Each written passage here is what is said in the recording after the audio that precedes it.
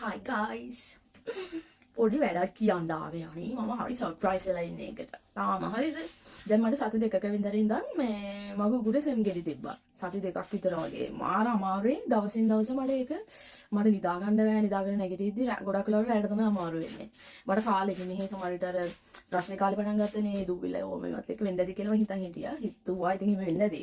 ඒ නිසා මේ දැන් මාර අමාරුයි. මම බෙහෙත් ගත්තේ නැහැ ඉතින්. මම සාමාන්‍යයෙන් මට මැරෙන ලෙඩක් වගේ එනවා නම් විතරයි මම බෙහෙත් ගන්නෙ.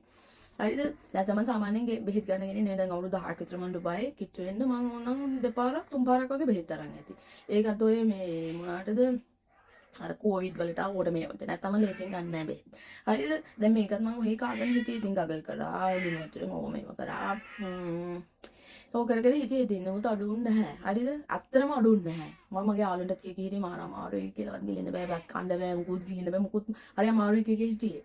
නමුත් ඊ මට බෑග් එකක් කරද්දී මේ මගේ ආලුක් දීප එකක් මගේ ආලුක් දීපු ටී බෑග්ස් දෙකක් තුන හතරක් විතර තිබ්බා. ඒකක මොනවා මට එකමඩ හිතුණා ඊළඟ නිදාගන්න කලින් එක බොන්න ඕනේ කියලා. හරිද?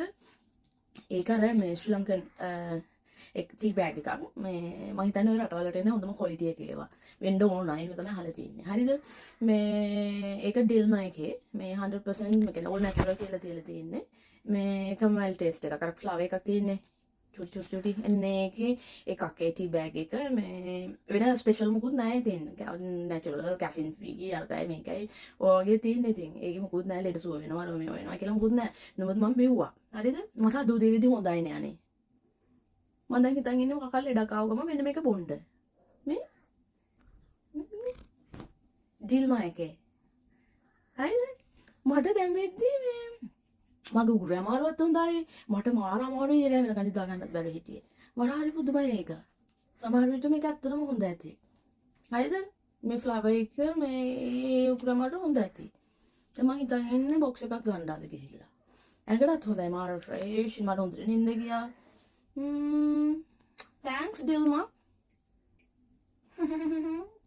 ඔක කියන්න තමයි මම ආවේ.